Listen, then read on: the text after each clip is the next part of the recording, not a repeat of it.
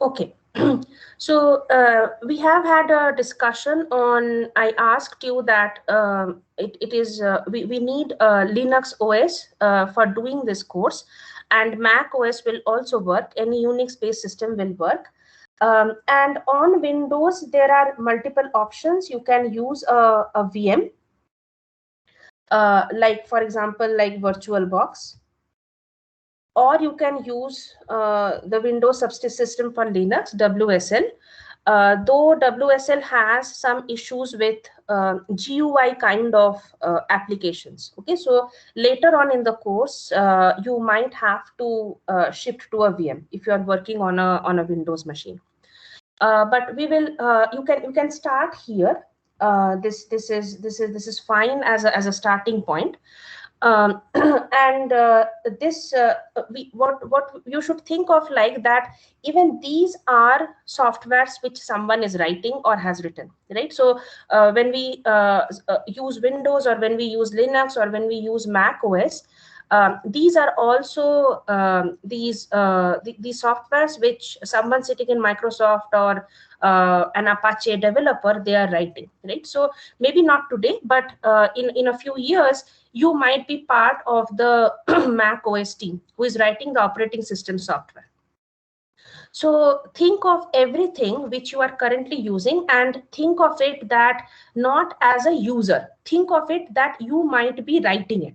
Okay, so this is kind of a change in our mindset which we have to do, that whenever you build something on PowerPoint, you think that, okay, PowerPoint is so bad and this doesn't have this feature, this seems slow, and then think that if you had written it, right? So how would you go about it?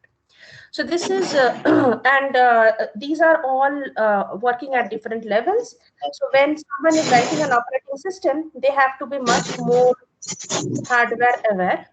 Please mute yourselves just to avoid all noises.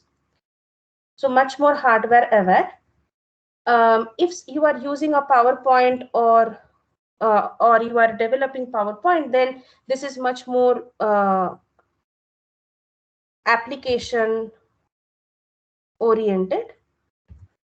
If you are working or developing something like McAfee Secure, then you have to know about vulnerabilities and attacks and all those kind of properties. Okay, so depending on what software we are writing, we have to have more clarity on some computer science concepts. Okay, so and as an operating system writer, you will have to know much more about RAM and other things than if you are working at a higher level and you are writing a Word software or a PowerPoint software. Okay. So this knowledge of different CS courses will come in handy depending on what software you will be writing. So what we have to define first is what are the matrix of a good software, right? So because this is a design course, and this is kind of if you are the designer who designed Uber, right? And you are a developer who is writing the code for Uber. So we have to think that this picture only shows the front end. Okay, so what I am seeing on the mobile app as an Uber user, that kind of design, someone has to sketch it out, right? So someone has to sketch out that what will be the user seeing, and the user might be our parents, or it can be our grandparents, or it can be a teenager who is very savvy with their phones. So depending on who the clients are, how big or small the icons should be, whether the source and destination they can search up on Google Maps, or it has to be entered in text. So all those design decisions will go in the front end design, right? And corresponding to each of these screens, there will be a lot of code written, right? So you understand that when you have to, you are writing a program for a mobile device. Therefore, if you have to show this screen versus you have to show this screen versus something changes is this screen, this is just the front end code. Just to show this text boxes, to show a map, you have to write some functions. Possibly in Java, you are working with Android, right? So so this is just what the user is seeing. But then for every button click and press, there are a lot of communication happening with the backend, right? So there can be a Google map which is fetching the corresponding source and destinations which the user is typing in. So there are Google Map API calls. There are like a lot of Uber server calls, because the server is actually maintaining the database of which driver is where, right? Who is a free driver, who is near my location. So all these communication is happening there. So so the developer so if you are alone writing the Uber app, you have to think of this networking backend, right? So this is on the front end, someone is clicking a button, someone is entering his source, and you have to call the Google Map API and then get some information from there. And then when he says search for Uber Auto, you have to search the Uber database for nearby free autos, right? So all this communication should happen. And on the other end also, if you are a single company or a single person company building Uber, this backend also you will have to design, right? Which is again talking to millions of such devices, and not only the user devices, but it is also talking to the millions of the driver devices. So drivers and users. So definitely a good software, if we are trying to write, then it's like we have to think of every bit of it, right? What the user sees, what the backend is. It has to be fast. I cannot call a cab now and I get a response. I mean, maybe the cab is far away. It will come after 10 minutes, but at least the app should tell me that within 5 seconds or 10 seconds of waiting, right? So these are all kind of metrics which I have to keep in mind when I'm designing a software, right? So this is for any piece of software you use, some of them really make you happy and some of them kind of piss you off, right? So try to like write in a sheet of paper. This is just for your own exercise, right? Which are the current softwares you're using? You can compare across them. Facebook versus Insta. What are the features which you like in one versus what you don't like in the other, right? So these are metrics for a good software. And then you think that if you were the developer, what skill would you need to make it the better software which you like, right? So this is a kind of a very different kind of a thought process than the way we think in a data structure course, right? We go so deep into the algorithms and we go so deep in the data structure. All those are also needed. We will see why. But for a good piece of software, you have to think sort of in a very end-to-end fashion. Okay. So the metrics as we are thinking of it. So if you like try to list them, accuracy or utility is definitely the first thing, right? So if I am like asking for cabs, it should return me cabs in my neighborhood and not something in Bangalore while I am in Delhi, right?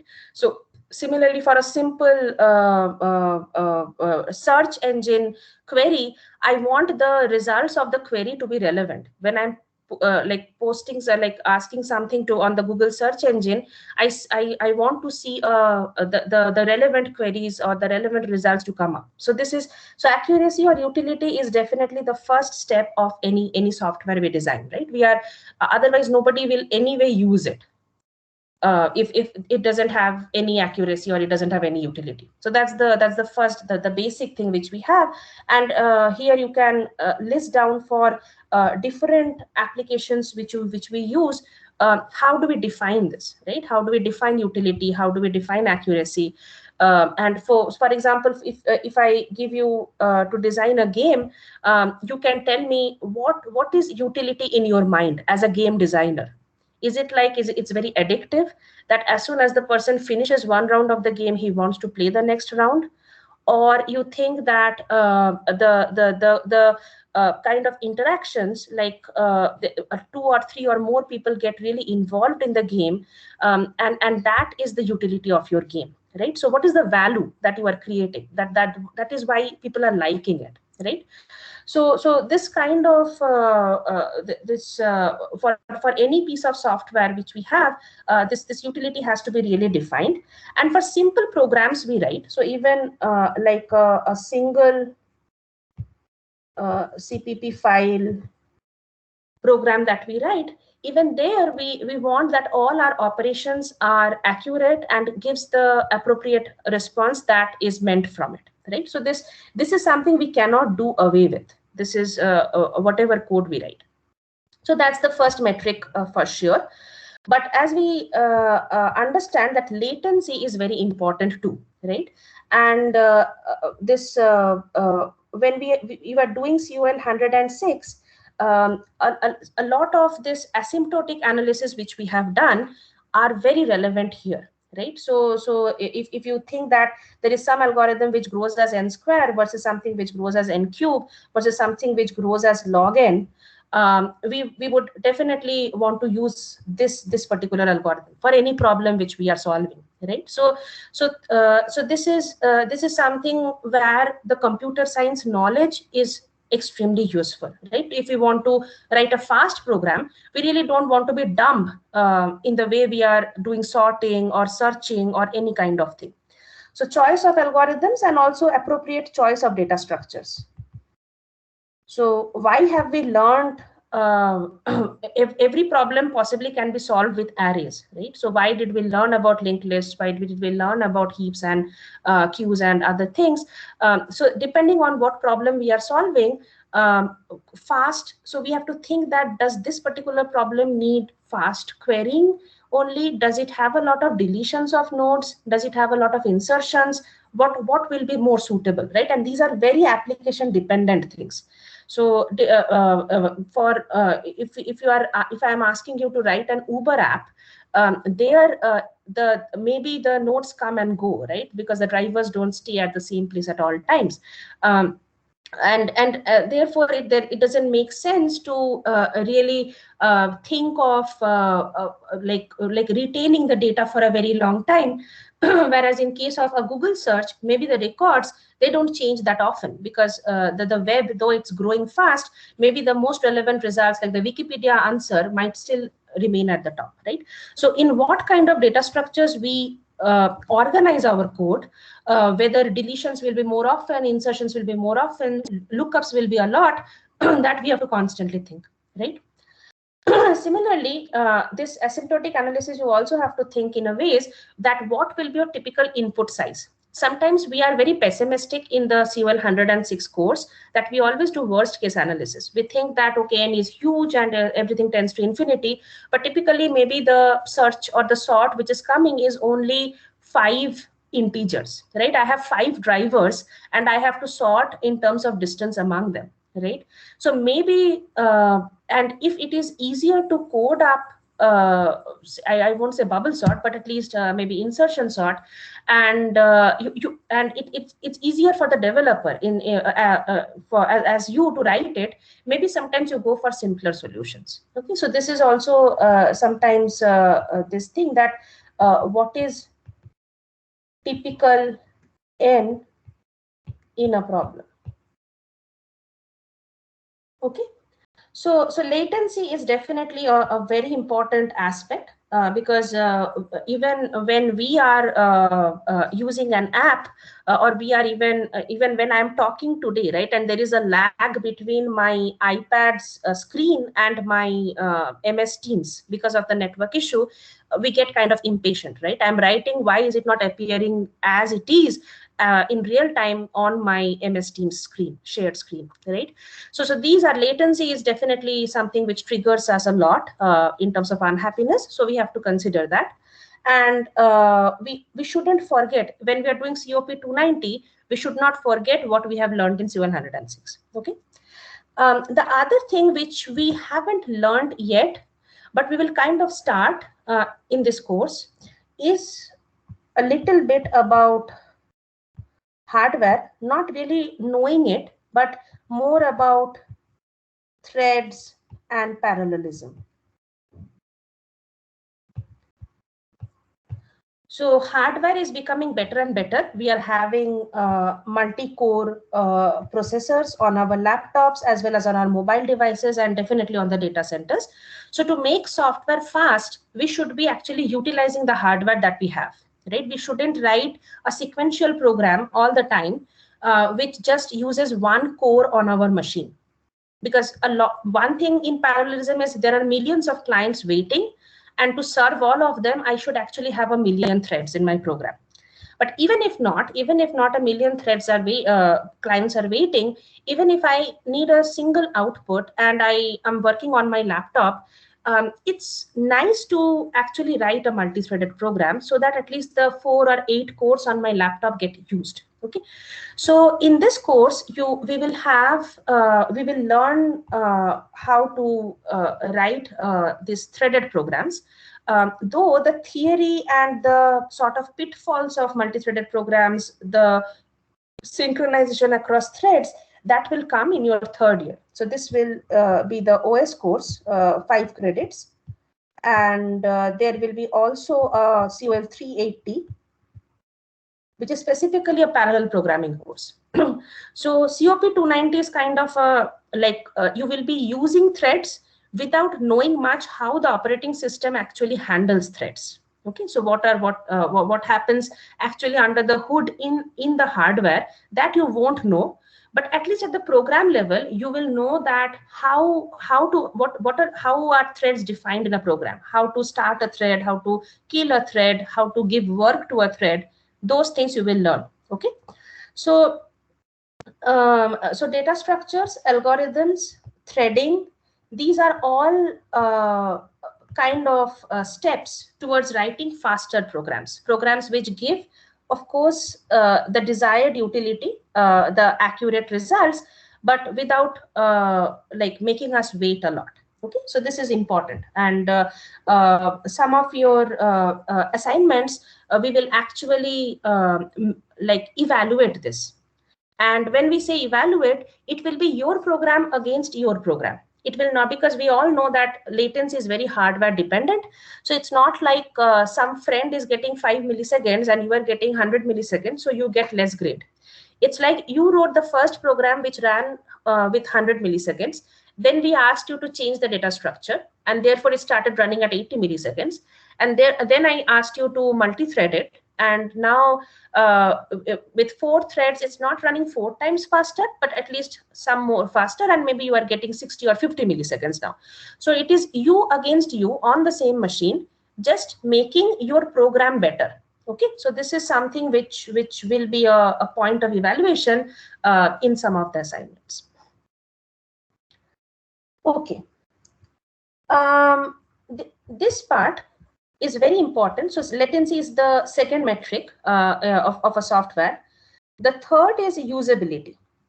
Okay, so usability is depending on the user. This is very important. And in COP 290, we will have actually 2 parts to this.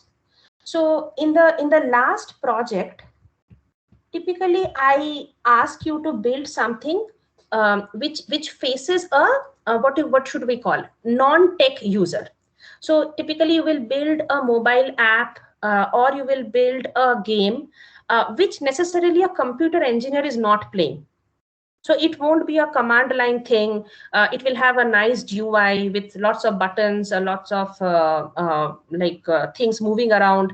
It has to give the proper prompts, and so that is kind of the thing which we were discussing about Uber, right? So what should be the button size? What screen should come after the other, so that it is easy to play the game, or it is easy to use the app. So that is one kind of usability.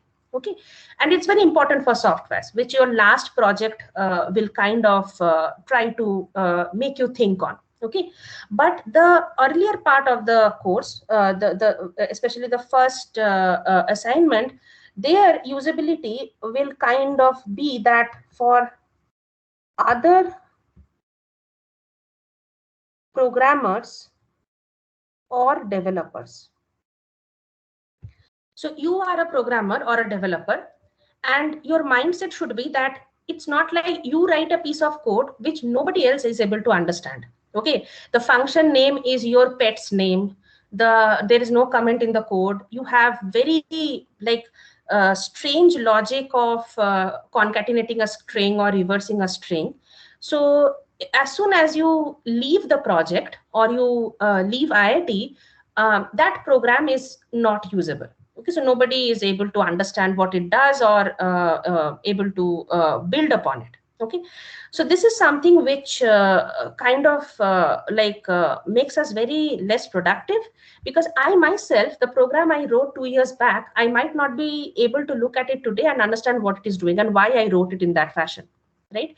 So this is this usability aspect of our own programs is the most important part of COP 290. Okay, so this is writing usable code, and we'll know gradually understand what it even means, right? What makes someone's code so readable, so usable, versus someone else's code to be so terrible. Okay, so this is what, and this is something which really cannot be taught, and it's only through practice that we understand that, okay, this is Riju ma'am will give some tools for us to use, but it's more of a design thing, that how well do I use it? Is it just for the sake of the course that I'm doing it, or am I changing my real habits? So this is I hope that all of us will change our real habits, because it really helps us in the long run. Okay, so we'll see what this means in terms of usability for other programmers or developers. And this is the second part of usability, which is what a Uber user. So this is like COP 290 last project. So this is more on actually facing a user who is not a developer. Okay, so this we'll see, but for most part we will focus on making our codes more readable for other developers. These things, there is a sort of lag here. Let's see.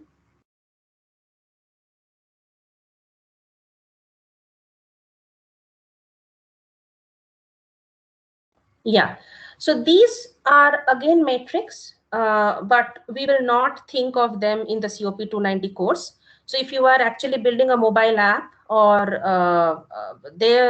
how fast it drains your battery, whether just by running the app, your phone or the laptop heats up, it completely hogs the system. You run this particular application you wrote, and nothing else is actually running on your laptop at that time. So it is using up all the available RAM. It is using 90% CPU for whatever reason. So these are very important system aspects, which again makes a software good versus terrible. But this is not something which we will work on or design for in the COP 290 course. Okay, so this is the first class I just mentioned these things. Similarly, this, which is security and privacy, again, very important aspects, that Uber is collecting all our data. Where is it storing it? With whom is it sharing it? Why am I seeing so many ads when I'm opening up some third-party app? Right. So all these are very important things. I'm making a bank transaction. Is it secure to do that? Is this a phishing attack which is happening? So these are two different aspects. That is my app secure, and it is keeping the client secure, and also it's whether it's keeping the client data private or not. So these are again, there will be advanced courses later on which talk only about security and privacy in networks, in other things. So this is not something which our projects will tackle, but you have to remember that a software cannot be completely vulnerable and be a good software. Okay, so all this is very fancy, but for practical purposes, this is our current state, right? We have come out of this COL 106 course. We have written some Java programs, and for sorting, searching, for these kind of things. And definitely it's not that after the end of COP 290 we will single-handedly write Uber or Facebook or Insta, right? So that's not even feasible, because there are because of the sheer amount of work these things need, right? There are so many components and those things. But still we want like at least something interesting to go on in the course. So the way I look at it is we have some knobs in our hand, right? Knobs in our hand as a developer, and these are these appropriate algorithms and data structures. We have some hardware resources in terms of cores on the computer, the RAM we have, and there are also many libraries and tools which are already available. Okay, so the way I designed the course, I had shared the earlier versions also, is we play with these things and build something which is hopefully a little bit fun. Okay, so even this semester, so if you saw in 2018, I did this, that there was this image processing library. And so also in 2020, I think. So they were a little bit different, that in 2018, it was more of what we call as a machine learning task, where given a particular image of a digit, the program which you write, which will tell what digit that is. Okay, so this is there can be a 1 or a handwritten 2, and you pass it to your program, the program which you have written, and it will say that, okay, I recognize this as 1 or I recognize this as 2. And in 2020, the first assignment which was there, it kind of took all these traffic images, a lot of and videos, and then it processed it to get the traffic density using different algorithms. Okay, so kind of both were image processing, but their end goals were different. And if you have seen the assignments in 2018, everything was written from scratch. So it was like that, to get this functionality, we needed a certain set of functions, like something called convolution. Okay, so there are some kind of functions which we have to define, and each of them could be written in, say, 20 lines of code, or maximum 100 lines of code. Please mute yourselves unless you want to say something. Yeah. So you what we did, the way we did was we started from scratch. We wrote these small functions, and we built this into a library which finally we could query and get these responses. Okay. Whereas in 2020, it was a bit different. It was more like there was a very large library called OpenCV, which has a lot of these functions written. And the students were asked to stitch together the OpenCV functions to get this traffic density and those information. Okay, so the thing is, the more we write things from scratch, the final software which we have will be smaller in size, because we will be working for 2 weeks or 4 weeks, and the time doesn't increase, right? So this is something. In the first assignment, we will again do this, that there will be a certain set of functions which you will have to write, and then you have to stitch it together for some end goal. Okay, so for this semester, it will be something which is called keyword spotting. So this will be on audio data. Last 2 years I taught it, I was doing it with image data. So keyword spotting means that, suppose you have a Alexa at home, right? Or and you say, or even your phone, you say, okay Google, right? So this okay Google, or okay, this word is a keyword. So the device gets activated with the keyword. So it can process, and it knows when you are saying okay versus you are saying something else. Okay, so we will write a set of small functions again, which low level functions in the first 2 weeks, and then we will stitch them together so that it takes in 1 second of audio input, and it detects the word which has been given to it. Okay, so if the 1 second audio clip has the word yes, then your program should output yes. Okay, so there will be a set of 10 keywords or something. We will have a sufficiently small workable thing.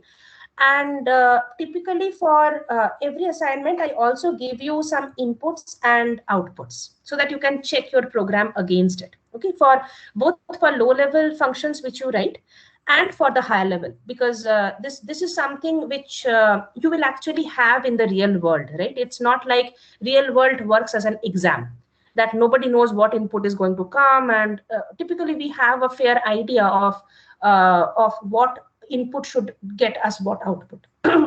So this is how it will work, and we'll get more details. So I'll release this and write the timeline. So Jan 17 you will get the first thing to do, and then we will work on top of that. Okay. So these are always, whenever you are building a piece of code, whatever I give it, you think of what algorithms and data structures you should be using in your code to make it more efficient. And wherever possible, so I'll guide you here, where I want you to use threading or something else, then the hardware resources you should. So if you are waiting for some result to come and it is not finishing, think of like there are utilities which you can use. You can check your CPU usage, you can check your RAM usage. Okay, so this is why I asked you to work in Linux, because just with some simple command lines, while your program is running, you just open another terminal and you can check with this top command line how much memory on other resources your program is taking. Okay, so scripting and those things, you become very hands-on if you are on a Linux system. But as I said, even on, I understand that a lot of you don't get extremely scared. That, I mean, don't let this that this Linux thing act as a bottleneck. Oh my God, it's a Linux based class. I have worked only on Windows. So it's just an operating system. It's there is nothing rocket science about this. So you can use Windows, try to install VirtualBox or try to install WSL, and it will be a very good starting point. Okay, and starting from the next week, me and the TAs which we have will try to guide you through this. So this is all a mess because it's an online semester. Typically, you just come to the GCL and work on Linux machines, which IIT has, but we'll work through it. Okay. So set of tools to be learned. This is like this course is not going to teach you like any fancy algorithms, right? That like graph traversal and those very juicy things, right? That's not something. It's sad, but that's not what this course is. It's more of a very engineering course. An engineering course means that there will be a lot of tools which you can learn to use. Concept wise, it might be very limiting, but they will be useful. So for example, we will do things in C++, right? And you have already done worked with Java. So this object oriented way of thinking, that what should be made into a class and the hierarchy of classes, you have thought like that. But why we will be working with CPP is because this is the first course, but in a series of course. So COL 380 when you do, or when you do operating system OS, all these have, or even architecture, these will be very heavy courses where you will need CPP programming. Okay, so use COP 290, which is not such a serious heavy course, to learn CPP, because all the following courses in the next year and the next semesters will definitely need this as a building block, because there you will, in operating system class, you will be actually writing things for like some Linux components, like some Linux modules. In architecture class, you will be writing some simulator for some hardware architecture, right? So so there it will be very hard for you to learn how to write a function in C++, or what an integer variable looks like, what the loops look like. So the syntax of the program, the semantics of it, just try to pick up during COP 290. So there is no extra marks for this CPP learning part, right? We just think that you will be able to pick it up quickly, but you will get enough time to become good in it. So that's one thing. The second thing which is important is Makefile.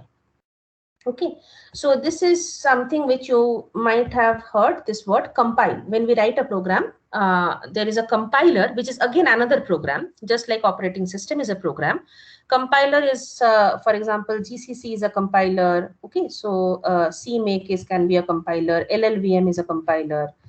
For Java, there are multiple compilers. So these are so this make file is very important to organize our programs. So it won't be like I write something now with 100 lines of code, right?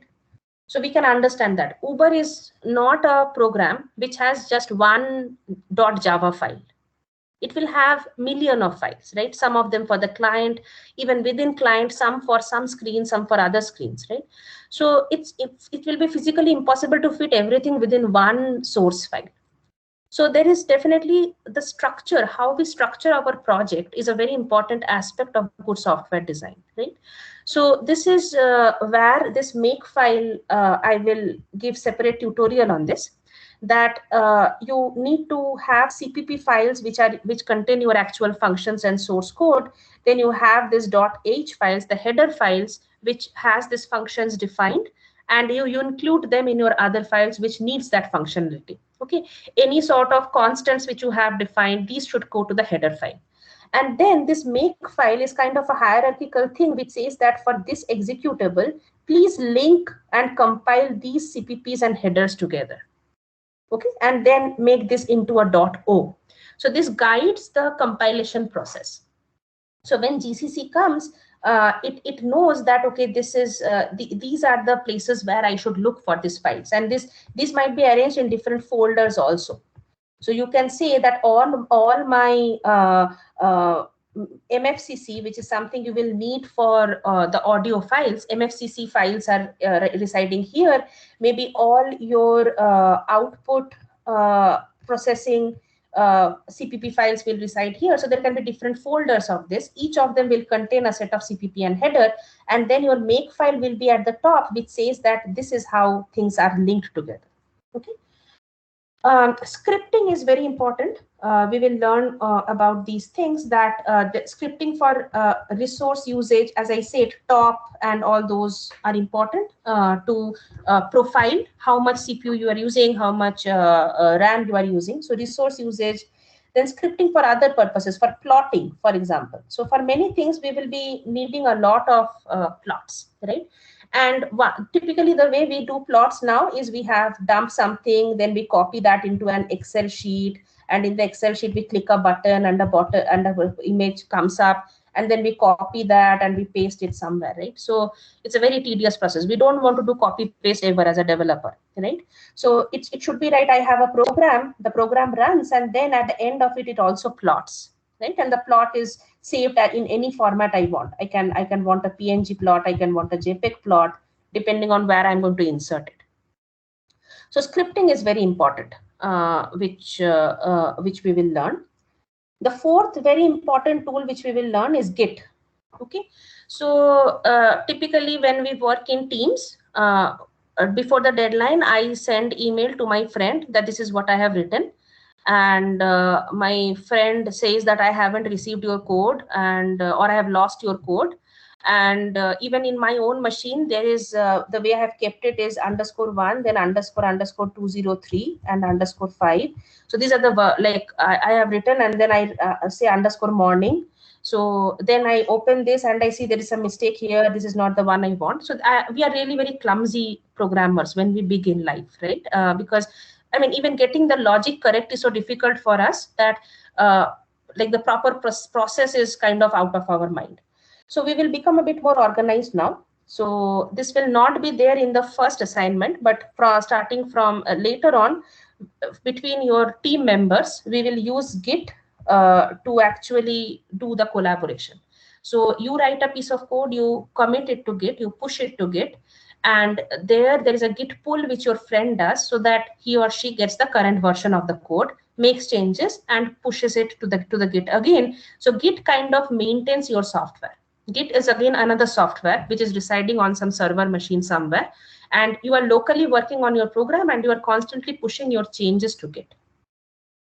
So this is an extremely important tool. Any company you go to, you will have to do version management and collaboration using some tool like this. So the Git is very important to learn. And lastly, documentation.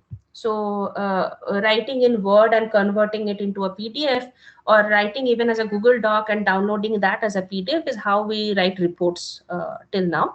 But again, there can be equations, there can be figures, there can be many other things, and LaTeX is a typical tool you will use many times. Okay, and these days LaTeX also has become very easy. Again, just like Git, there is Overleaf, which actually maintains a LaTeX compiler on a server, and all you and your teammate can write open this Overleaf on your respective machines and write your LaTeX report, and it will actually keep one correct version of it on the Overleaf server. Okay, so these are tools, set of tools. So as engineers, we should know about tools, but at the same time, an important thing to remember is don't get stuck with tools, because tools change so often. Okay, so like even now we will be learning Makefile, but some of the bigger companies, they have many different compiler tool chains. Okay, so Google will have its own compiler tool chain, some other company will have something else. Similarly, for Git, there can be Bitbucket, there can be SVN, there can be other version controls which are present, right? The thing is, we should just, if we know one tool and use it, like in principle, the others will be very similar. So it's important to know tools and start learning them and start using them, but never get nervous that, oh my God, I have not done anything other than Make before. Okay, so so this course is also you should learn how to pick tools fast. Okay, these are not anything which is very difficult. If you have understood Dijkstra's algorithm, then learning a new tool for you should be nothing. Okay, so this is how you should approach this course, that there will be a lot of things coming up and you should just be able to learn it and use it. So this is, don't get stuck with the tools, but these are some tools which will you definitely learn in course of the assignments. Okay, so the last kind of things is this thing about groups. So earlier, this course really benefited from groups when we had this in campus, because people would be in hostels, they would come together to GCL and work. Last year in COVID semester, there was a lot of tension and quarrels and like terrible things near the exam because of this pairing. Okay, so like really I felt like I'm a divorce counselor or something, right? I mean, my friend didn't work, I can't get him to on the phone, I have called him 25,000 times, he's not picking up, whatever. And it becomes extremely difficult for me at that point to grade and understand, because you are all fighting all the time, right? And you say something, he says that no, I did it and it's my contribution there. So we will still have pairs even though it's still a COVID semester, sadly. But make sure that from whenever you are, so that is another important aspect of using Git. Try to use it, right? Because at least one concrete way of knowing who contributed how much is to look at the commits you made. And don't overdo it, right? Sometimes you write one new line of code and you do a Git commit, right? Because remember that I can also see the size of your commit. So it's not like you are adding one line of code and you are doing like say 20 commits, and your friend actually wrote a long piece of code and did one commit, right? So I am just like, it sounds very bad. I know we should love our friends, and the pair which we form is kind of like one unit. And there are many such pairs like that. Even in the COVID semester, we had that who designed beautiful games. They were extremely excited. Both of them were talking. I mean, and it was also, sometimes it happened that one team member's father has passed away and the other team member has done all the work and say, ma'am, please give the full grade to the other guy, right? So there are excellent things also happening, but I'm saying that there are also bad things which happen, and more because maybe you haven't really seen each other or worked with each other before. So I will float out this sheet of students today, and the first assignment is actually individual, the first part of it. So we'll go to it in the next slide. So but you will get around 2 weeks to find and form a partner. But just like, don't go into this quarrel mode. This is what I will. It was really bad last semester, and try to. We can always question you during the viva and see who has done what, who understands what. But again, your video might not be working, and it's very difficult to judge it at the end, right? So just make sure that you really trust your partner. You have a good rapport with that person, and if you don't know them, then just be careful from the beginning, right? Try to build that trust, because we have no other way of doing this. So you cannot say that I will work alone because I don't know anyone in the class, because at the end, then I'll have to judge you differently, right? Because everyone else is working in a pair and you are working alone, and therefore you might not be able to do the same amount of work. So pair versus non-pair, forming them, not forming them, this is dicey, but we will have pairs, but you will get some time to figure out who your teammate will be. Okay. And I already have discussed this. So people who already have Linux, excellent. If you have a Mac OS, good, because the command lines will work fine. Only in Mac OS, some libraries don't work so well. Okay, because many developers, they build things for Linux because they are themselves Linux users, but we can shift that later on in the course if you really need it. Again, on Mac also, this VirtualBox and these things work. And Windows, as I said, you either start with VirtualBox or this WSL, which is the Windows subsystem for Linux. And the thing is, again, in terms of latency and all, this might be slow. Okay, so these are some I won't compare you with another student, of course, but if you are working on WSL and your teammate is working on Ubuntu, you will see very different run times of the program. So this so if we can think of it like this, that WSL is sitting on top of Windows, which is sitting on top of the hardware, right? So everything we do in this WSL, it has first to ask Windows and then it goes to the hardware. Where if you are working with raw hardware, you are just talking to hardware, right? So this is where the latency comes in. So it might create some issues if two team members are on two different systems. Okay, and not only when in runtime, even in compiler. So they come with the GCC version here on this Linux might be very different from the GCC on the VirtualBox Ubuntu. Okay, so these are you might be, while you are compiling, the error you are seeing might be different from the error your teammate is seeing. Okay, so be aware of these things. These are all workable things. And this is what we are learning in the course, right? We have to build softwares will have compilation problems, they will have different kind of machines, different operating systems. So don't get scared, but just don't sit around that this didn't work. Okay, so you have to constantly understand the problem, try to debug it and work through it. Hello, ma'am. Yeah, go ahead. Interrupt, but I have a Mac and my team member has Linux. So install the virtual machine, or should I continue with Mac until I am? No, I think you can start like that. Okay, just try installing VirtualBox with Ubuntu on the weekend. It's not a difficult thing. Then you need not use the VirtualBox with Ubuntu, because if you are more comfortable with Mac, and it's faster also because without a virtual machine. So work on the Mac, let your friend work on the Ubuntu, and then but it shouldn't be that you got stuck somewhere and then you have to figure out how to install VirtualBox and how to put Ubuntu on top of it. Okay, so I would say that as a safety measure, all Mac users and Windows users, you just try and install and keep it aside. Maybe you don't use it. You don't have to do it this weekend. You can do it next weekend. So sometime over the course of the next 3-4 months, if you need it, you can fall back on it. Okay. And ma'am, the commands are the same, right? The syntax, the Yeah. command. Command Yes. lines are the same. Yeah. Okay, ma'am. Okay.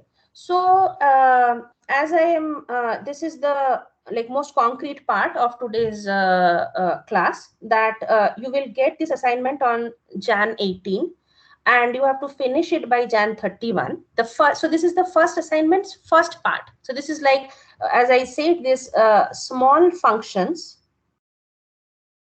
for audio pre-processing. So I'm just writing it here. You don't have to remember it. This will all come in the course page and on Moodle and everywhere. So for audio pre-processing, then some things for doing these convolutions, some other things like that. And the second one will be the actual that stitch together part. Okay, so where you will be given 1 second audio files, and you have to call your this whatever small functions things you wrote. So this will be your software, and the output should be yes or no or up or down or whatever keyword that 1 second contains. And the last part of it will be something which tries to boost performance, so the latency. So here we will learn about threads. So different part of, and threads also, so is it like different parts of this audio will be given to different threads, or different audio files to different threads? So how do we divide up the work? So this is something which will be the third part. So this first part, it will be individual, because it will make sure that each of you has the required setup on your individual machines, right? It should never ever happen that your teammate has everything running and you just give him suggestions. Okay, so this is not a discussion or consulting kind of course. So till Jan 31st, the time you get, all of you should be able to get one of these options, and these functions which we write. So this is CPP code, compiling that using makefile. This is something each of you should have individually. Okay, and then starting from Feb 1, from part 2, you will actually work with your teammate. So the task for you for the next 2 weeks till Jan 31 is to actually, so this won't be very tough. So this small function part, the thing is, we won't evaluate you here. So there will be deadlines, of course, but since this is something which continues, right? So the output of this will be needed in this, and the output of this will be needed in this. So actually the Viva will come somewhere here. Okay, but you will have to make submission here. It might happen that while you are working on second part, you want to go back and change something here, but you cannot do it in your earlier submission. The new submission which you do, that will contain those changed things. Okay, so we will keep track of the changes you did over time, but it is allowed to, because sometimes, especially when we are working on performance, we first think of something to be more efficient, right? We might not think of that here or here. So you might go and change something the way you do convolution while you are working on performance, but your first submission should already happen on Jan 31. The changes should come on Feb 28, but that's a separate submission. Okay, so this is an individual. The first one is an individual assignment. Until Jan 31, you figure out your pair. These are the two tasks you have to do.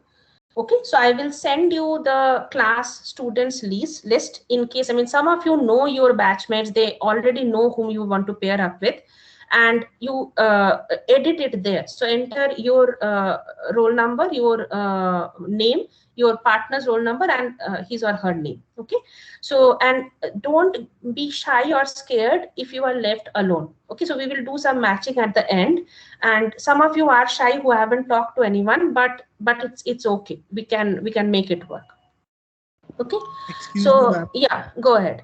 Ma'am, can you please allow teammates of both 2 or 3 pairs, so that like team including of 3 guys as well? Because No. So the number of students in the class is even this time, so we can have pairs, because again it's very difficult to have 2 versus 3, because one manpower over 3 months is not zero work, right? So how do I grade a 2 team versus a 3 team game? 3 team game might be better, but actually 2-team game might have done more work because there were only 2 people. Okay, so it will be a two people thing. Yeah. Other questions, concerns? Oh, and maybe I haven't written it anywhere. So this is supposed to be a 0. There shouldn't be any lecture. So definitely I won't penalize you if you are not attending the class. Okay, but I'll record them, especially some make file and something I'll teach next class. It might be good to listen to it at one place. So like attendance is up to you. But if some people come, it's good. I mean, teaching an empty class is not nice for me. Okay, so I'll end the class here. I'll stop recording.